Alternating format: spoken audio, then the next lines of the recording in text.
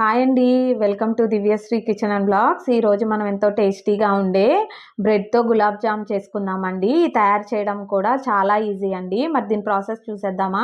ముందుగా నేను ఇలా మిల్క్ బ్రెడ్ని తీసుకున్నాను. ఇప్పుడు దాని 4 సైడ్స్ని కట్ చేసుకోవాలండి. ఇలా కట్ చేసుకొని చిన్న ముక్కలుగా కూడా మనం కట్ చేసుకోవాలి, లేదంటే మిక్సీ అయినా వేసుకోవచ్చు. ఇలా చిన్న ముక్కలుగా మొత్తం బ్రెడ్ మొత్తం కట్ చేసుకొని వీటిని కొంచెం చిన్నగా స్మాష్ చేసుకోవాలండి. ఇప్పుడు ఇందులో మనకి తగినంత మిల్క్ యాడ్ చేసుకోవాలి. మిల్క్ ఒకేసారి యాడ్ చేయకుండా కొంచెం కొంచెం యాడ్ చేసుకుంటూ పూరీ పిండిలాగా కలుపుకోవాలండి. ఎక్కువ వేయడం వల్ల బ్రెడ్ చాలా మెత్తబడుతుంది. చూసారా, ఇలా కలుపుకొని 20 నిమిషాలు బాగా నాననివ్వాలండి. ఇప్పుడు ముందుగా స్టవ్ ఆన్ చేసి ప్యాన్ పెట్టి అందులో 2 కప్పులు షుగర్ యాడ్ చేసుకొని 1.5 కప్పు వాటర్ యాడ్ చేసుకోవాలండి. ఈ పాకం నార్మల్గా షుగర్ కరిగిపోతే సరిపోతుంది, తీగ పాకం ఏం అవసరం లేదండి. ఇలా బాగా షుగర్ అంతా మెల్ట్ అయ్యేంత వరకు బాగా కరిగించుకోవాలండి.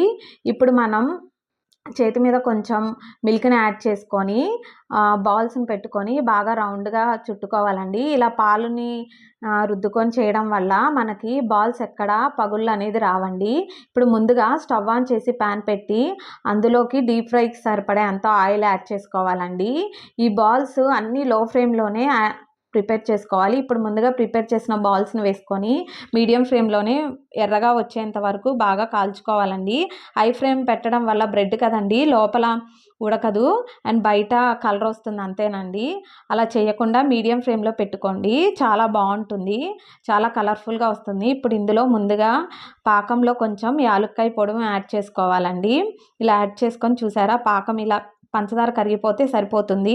ఇప్పుడు ఇందులో ముందుగా మనం ఫ్రై చేసుకున్న గులాబ్ జామ్స్ని మనం ముందుగా ప్రిపేర్ చేసుకున్న పంచదార పాకంలో వేసుకొని ఒక 20-30 నిమిషాల వరకు పాకం అంతా పట్టేంత వరకు బాగా ఉంచాలండి. ఇలా అబ్జర్వ్ చేసుకోవాలి పాకం మొత్తం. ఇప్పుడు సర్వింగ్ బౌల్లో తీసుకొని సర్వ్ చేసుకోవాలండి. ఎప్పుడన్నా ఇంటికి రిలేటివ్స్ అలా వస్తే, ఇంట్లో బ్రెడ్ ఉంటే ఇలా ట్రై చేయండి, చాలా బాగుంటుంది. దీని మీద ఇంకా టేస్టీగా ఉండే పిస్తా పీసెస్ని యాడ్ చేసుకుందామండి. ఇది ఉంటే యాడ్ చేసుకోండి, లేదంటే లేదు, ఇది మీ ఆప్షనల్ అండి. అంతేనండి, ఎంతో టేస్టీగా సింపుల్గా అయిపోయే బ్రెడ్ గులాబ్ జామ్ రెడీ అయిపోయిందండి.